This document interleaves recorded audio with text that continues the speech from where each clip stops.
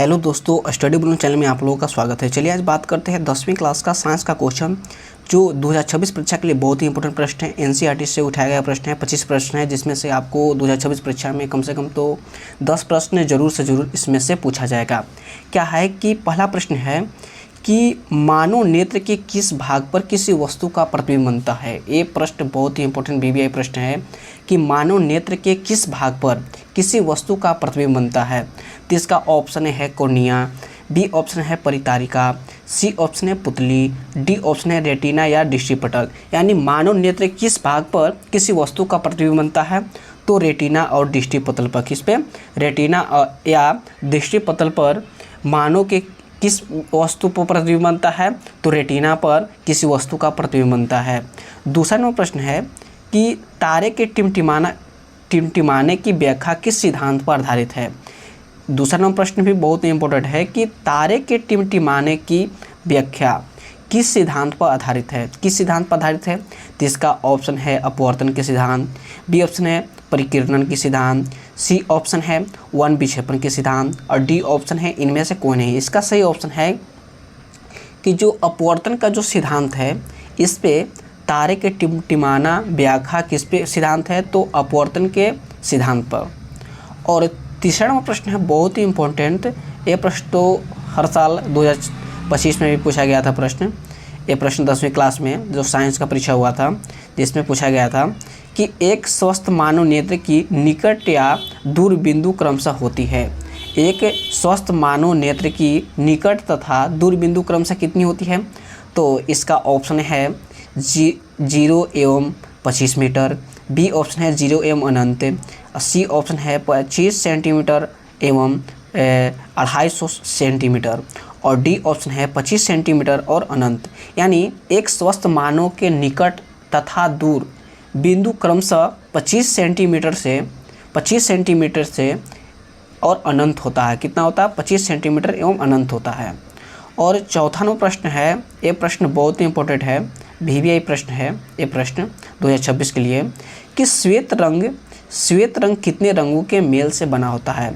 जो श्वेत रंग होता है कितने रंगों के मेल से बना होता है तो इसका ऑप्शन है 3, बी ऑप्शन है 4, सी ऑप्शन है 5 और डी ऑप्शन है 7।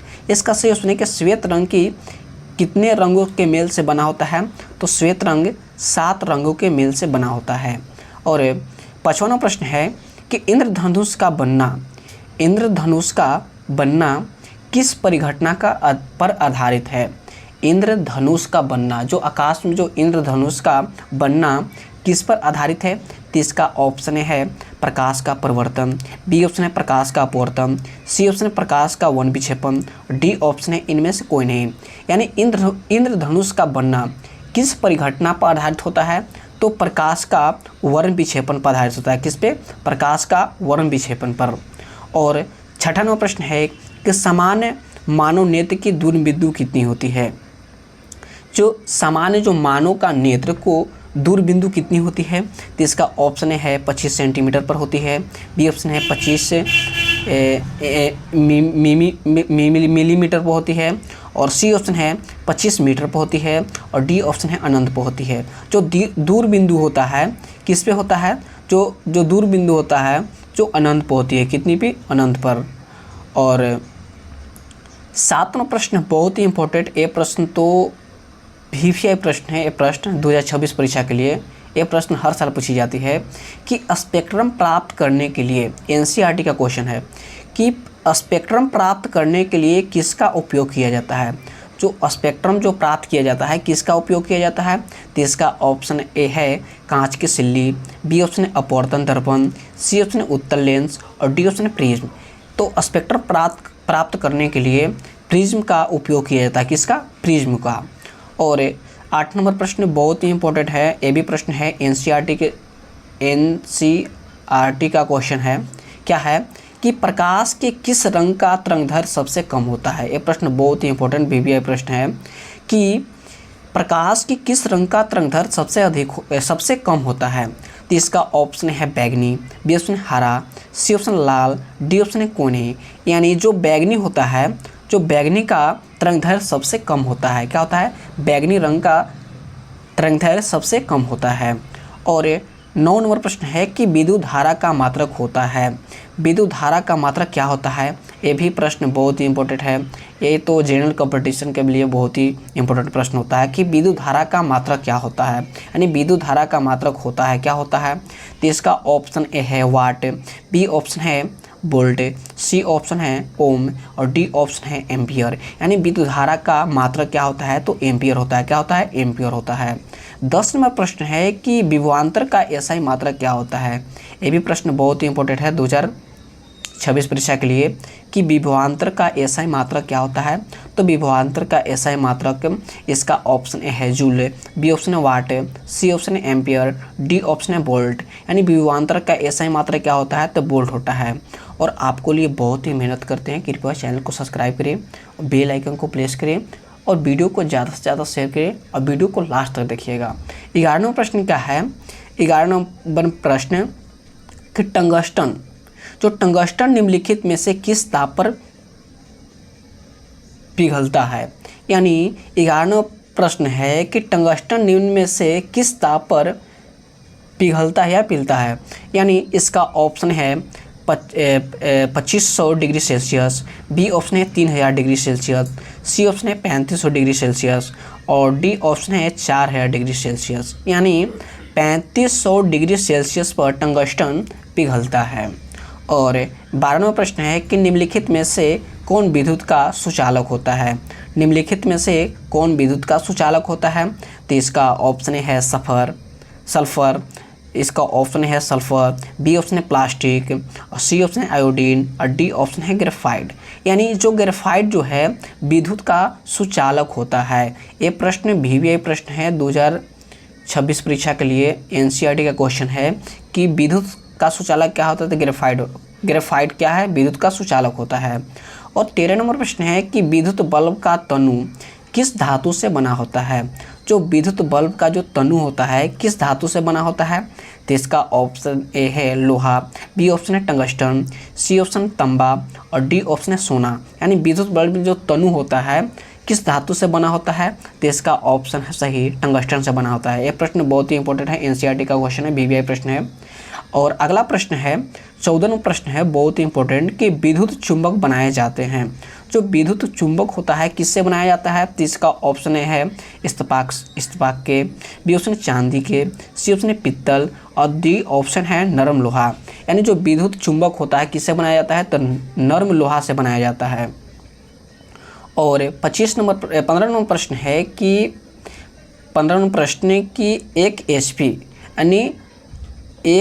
यानी अर्थ शक्ति यानी अर्व शक्ति के बराबर होता है। जो 1 HP किसके बराबर होता है। तो 1 HP यानी इसका ऑप्शन है 746 वाट, बी ऑप्शन है 736 और सी ऑप्शन है 767 और डी ऑप्शन है 756। यानी जो 1 HP किसके बराबर होता है। तो 746 वाट के बराबर होता है। किसके? 746 वाट के बराबर 1 HP होता है। और 16वां प्रश्न है कि ऊर्जा का एसआई मात्रक क्या होता है। ऊर्जा का एसआई मात्रक क्या होता है। तो ऊर्जा का एसआई मात्रक क्या होता है। ये भी प्रश्न बहुत ही इंपॉर्टेंट है, VVI NCERT का क्वेश्चन है। ये प्रश्न हर साल पूछी जाती है कि ऊर्जा का एसआई मात्रक क्या होता है। तो इसका ऑप्शन है कैलोरी, बी ऑप्शन है जूल, सी ऑप्शन है ताप और डी ऑप्शन है इनमें से कौन है। इसका सही ऑप्शन है कि ऊर्जा का एसआई मात्रक क्या होता है। तो जूल होता है। क्या होता है? जूल। और अगला प्रश्न है 16 नंबर कि विद्युत फ्यूज विद्युत धारा के किस सिद्धांत पर कार्य करता है। जो विद्युत फ्यूज होता है विद्युत धारा के किस सिद्धांत पर कार्य करता है। तो इसका ऑप्शन है ऊष्मीय, बी ऑप्शन चुंबकीय, सी ऑप्शन रासायनिक और डी ऑप्शन इनमें से कोई नहीं। यानी विद्युत फ्यूज विद्युत धारा के किस सिद्धांत पर कार्य करता है। तो इसका सही ऑप्शन है ऊष्मीय पर। किसमें? ऊष्मीय पर सिद्धांत करता है। ये भी प्रश्न बहुत ही इंपॉर्टेंट है 2026 परीक्षा के लिए। और 18वां प्रश्न है कि विद्युत बल्ब में कौन सी गैस भरी होती है।